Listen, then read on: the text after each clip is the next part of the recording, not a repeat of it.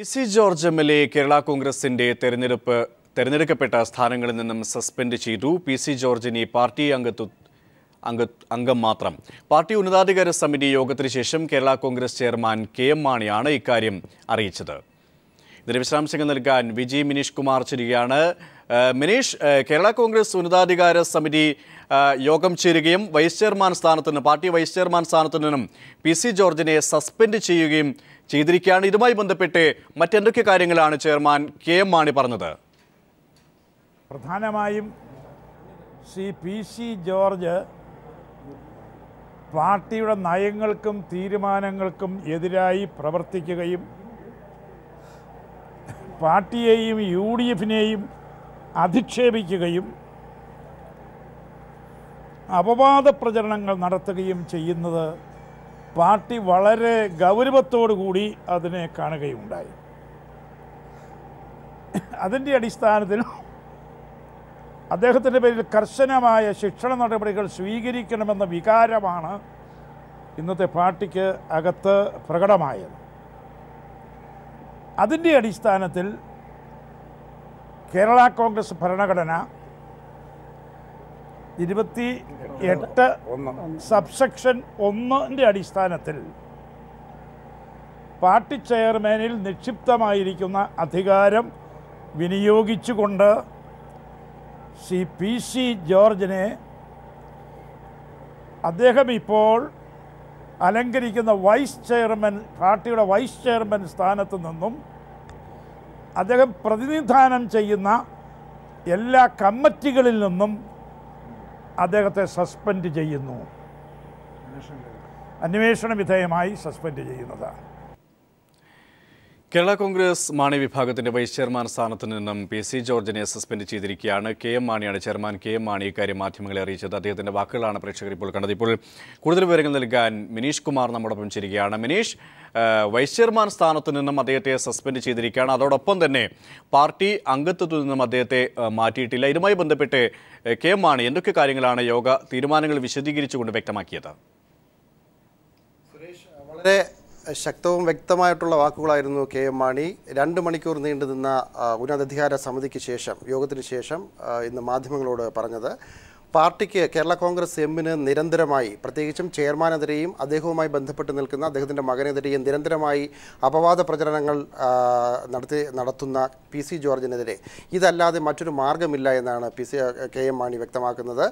അദ്ദേഹത്തെ vice chairman സ്ഥാനത്ത് നിന്ന് മാറ്റുന്നു. അതുപോലെ തന്നെ തിരഞ്ഞെടുക്കപ്പെട്ട മറ്റ് കമ്മിറ്റികളിൽ നിന്നൊക്കെ തന്നെ പി.സി. ജോർജിനെ സസ്പെൻഡ് ചെയ്യുന്നു. ഈ സസ്പെൻഷന് ഒരു കാലാവധിയൊന്നും നിശ്ചയിച്ചിട്ടില്ല, പക്ഷേ സസ്പെൻഡ് ചെയ്യുന്നതായിട്ടാണ് അദ്ദേഹം പറയുന്നത്. അത് ഭരണഘടനയുടെ ഇപ്പോൾ മുതിർന്ന മാധ്യമ പ്രവർത്തകൻ ശ്രീ ജേക്കബ് ജോർജ് നമ്മോടൊപ്പം ചേരുകയാണ്. ശ്രീ ജേക്കബ് ജോർജ്, ഏകദേശം 2-2.5 മണിക്കൂറോളം നീണ്ട യോഗത്തിന് ശേഷം, വളരെ നീണ്ടുനിന്ന ചർച്ചകൾക്ക് ശേഷമാണ് പി.സി. ജോർജിനെ വൈസ് ചെയർമാൻ സ്ഥാനത്ത് നിന്നും നീക്കിയിരിക്കുന്നത്.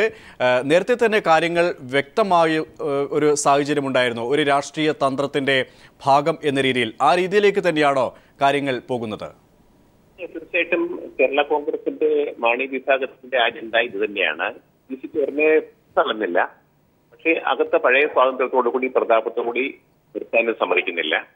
ഇനി ഇപ്പോൾ പി.സി. ജോർജിനെ ഉൾക്കൊണ്ടുകൊണ്ട് കേരള കോൺഗ്രസ് മുന്നോട്ട് പോകാനാവില്ല. ജോർജിനാവട്ടെ കേരള കോൺഗ്രസിൽ നിന്നും കൊണ്ട് മുന്നോട്ട് പോകാനും പറ്റില്ല. അത്രയ്ക്ക് രണ്ടു കൂട്ടരും അകന്നു കഴിഞ്ഞു.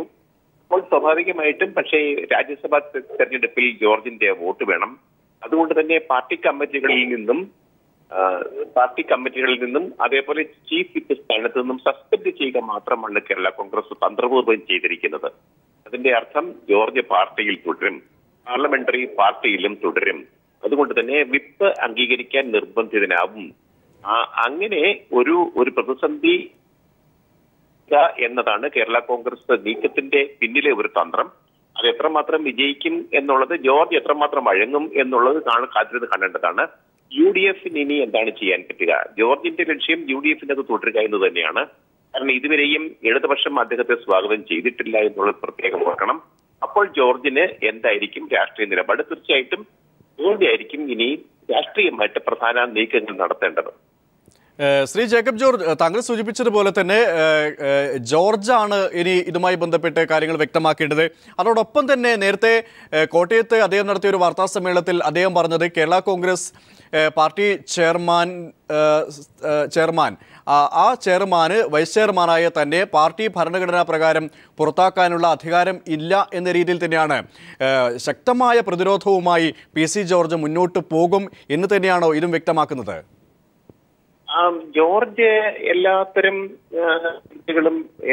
നീക്കങ്ങളും നടത്തും എന്ന കാര്യത്തിൽ സംശയമില്ല. പക്ഷേ എനിക്കും അതിന്റെ അന്തിമമായ പ്രയോജനം ഫലം എക്സ്മണിയുടെ ഒപ്പം 28 MLA-മാരുണ്ട്. ജോർജിന്റെ കൂടെ ജോർജ് മാത്രമേ ഉള്ളൂ. ആ ഒരു വലിയ വ്യത്യാസമുണ്ട്. ജോർജ് UDF വിട്ടാല് എന്തായിരിക്കും സ്ഥിതി? അങ്ങനെ അങ്ങ് വിടാൻ പറ്റില്ല. ഈ കൂറുമാറ്റ നിയമം അനുസരിച്ച് കേരള കോൺഗ്രസ് ജോർജിനെ പുറത്താക്കിയെങ്കിൽ മാത്രമേ അദ്ദേഹത്തിന് നിയമസഭാംഗത്വത്തോടുകൂടി UDF-ലോ MLA ആയിട്ടോ തുടരാൻ കഴിയൂ. അതിനിപ്പോൾ കഴിയത്തില്ല, സാധ്യമല്ല.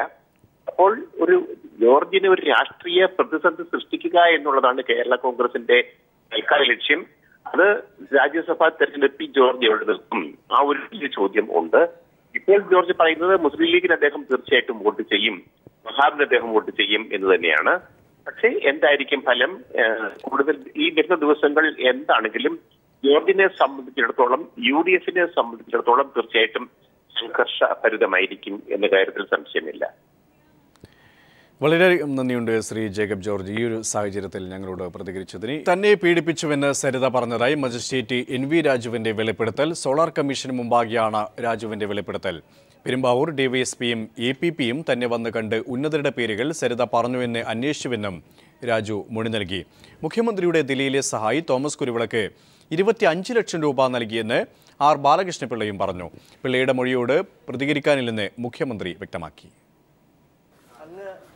ഇന്ന് പ്രധാനമായും എന്തൊക്കെ കാര്യങ്ങളാണ് സോളാർ കമ്മീഷനിൽ അറിയിച്ചത്? അതിപ്പോൾ അവിടെ നിന്ന് കോപ്പി എടുക്കണം.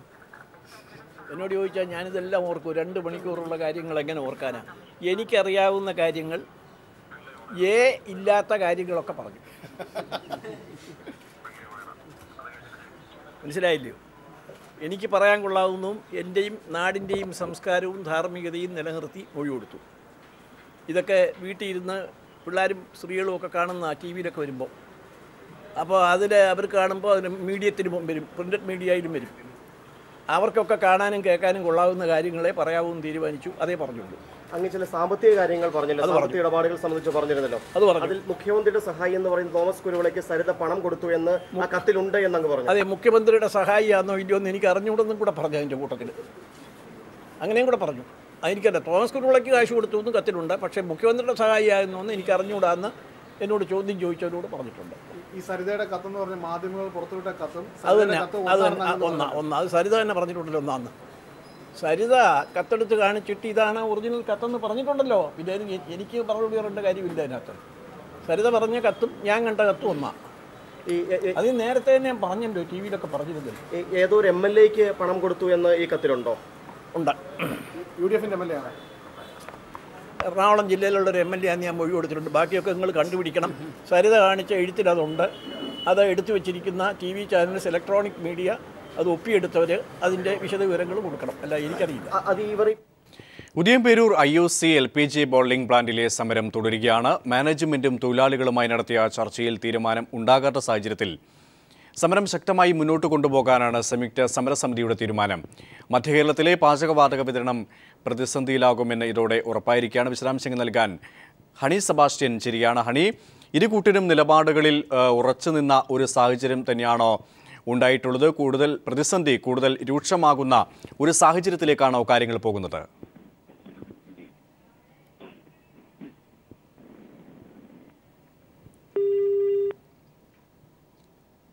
IOC പ്ലാന്റിലെ LPG സമരം തുടരുകയാണ്. ഇന്നും നടന്ന ചർച്ചയും തീരുമാനം ഉണ്ടായില്ല. ഉദയംപേരൂർ IOC പ്ലാന്റിൽ LPG ബോട്ട്ലിംഗ് പ്ലാന്റിലെ സമരമാണ് ഒത്തുതീർപ്പാകാതെ നിലനിൽക്കുന്നത്. ഇന്ന് നടന്ന ചർച്ചയും പരാജയപ്പെട്ട സാഹചര്യത്തിൽ മധ്യകേരളത്തിൽ ഗ്യാസ് വിതരണം തടസ്സപ്പെടും എന്നുള്ള സാഹചര്യമാണ് ഉണ്ടായിരിക്കുന്നത്.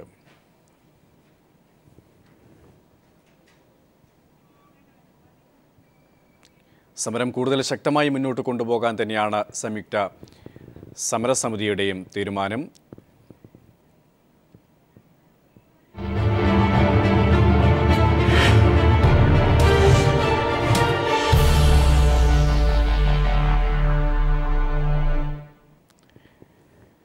CPM 21-ാം പാർട്ടി കോൺഗ്രസ് 4-ാം ദിവസം തുടരുകയാണ്. ഇന്ന് 7 പ്രമേയങ്ങൾ അവതരിപ്പിച്ചു.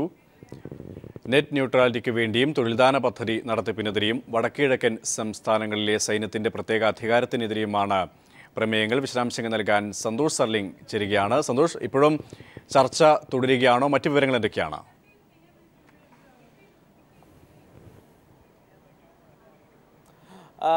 സുരേഷ്, രാഷ്ട്രീയ പ്രമേയത്തിന്മേലുള്ള ചർച്ച അവസാന ഘട്ടത്തിലേക്ക് കടക്കുകയാണ്. 7 അരയോടുകൂടി അജണ്ട പ്രകാരം രാഷ്ട്രീയ പ്രമേയത്തിന്റെ ചർച്ച പൂർത്തിയാകും. ചിലപ്പോൾ അത് അരമണിക്കൂറോളം നീളും എന്നാണ് പ്രതിനിധികളിൽ നിന്ന് ലഭിക്കുന്ന സൂചന. എന്തായാലും അന്തിമഘട്ടത്തിലേക്ക് ചർച്ച എത്തിയിരിക്കുന്നു. കേരളത്തിൽ നിന്ന് ഇനി 2 പേരാണ് സംസാരിക്കാനുള്ളത്. ബാലഗോപാലനുണ്ട്, പിന്നെ SFIയുടെ കേന്ദ്ര ദേശീയ പ്രസിഡന്റ് ശിവദാസൻ തുടങ്ങിയവരാണ് ഇനി ആകെ കേരളത്തിൽ നിന്ന് സംസാരിക്കാനുള്ളത്. ഈ വിഷയവുമായി ബന്ധപ്പെട്ട് ഇന്ന് രാവിലെ 9:30 മുതലാണ് ചർച്ച ആരംഭിച്ചത്. ഏകദേശം 20ഓളം പേർ പ്രതിനിധികൾ ഇതുമായി ബന്ധപ്പെട്ട് ഇതുവരെ ചർച്ച ചെയ്തു കഴിഞ്ഞു. കഴിഞ്ഞ ജനുവരിയിലാണ് കേന്ദ്ര കമ്മിറ്റി ഇതുമായി ബന്ധപ്പെട്ട കരട് രാഷ്ട്രീയ പ്രമേയം പുറത്തിറക്കിയത്. 2224ഓളം ഭേദഗതികൾ ആ സമയത്ത് തന്നെ കേന്ദ്ര കമ്മിറ്റിക്ക് ലഭിച്ചിരുന്നു. ഇതിൽ 70 ഭേദഗതികൾ പാർട്ടി കോൺഗ്രസ് ചർച്ച ചെയ്യുന്നുണ്ട്. കൂടാതെ 232 നിർദ്ദേശങ്ങളും ലഭിച്ചിട്ടുണ്ട്. ഇതിൽ നിന്നും ആവശ്യമുള്ള നിർദ്ദേശങ്ങൾ പരിഗണിക്കുകയും ചെയ്യും. ഇന്ന് രാത്രിയോടുകൂടി പൊതുചർച്ച പൂർത്തിയാക്കി നാളെ ജനറൽ സെക്രട്ടറി പ്രകാശ് കാരാട്ട് മറുപടി പറയും. ഉച്ചയ്ക്ക് മുമ്പ് തന്നെ ഇതിന്മേലുള്ള നടപടിക്രമങ്ങൾ പൂർത്തിയാക്കും. അതിനുശേഷം നാളെ ഉച്ചയ്ക്ക് ശേഷം രാഷ്ട്രീയ സംഘടനാ റിപ്പോർട്ടിലേക്ക് കടക്കുകയും ചെയ്യും. സുരേഷ്, സന്തോഷ് സർലിംഗ് ആണ് വിശാഖപട്ടണത്തിൽ നിന്നും വിശദാംശങ്ങൾ നൽകിയത്.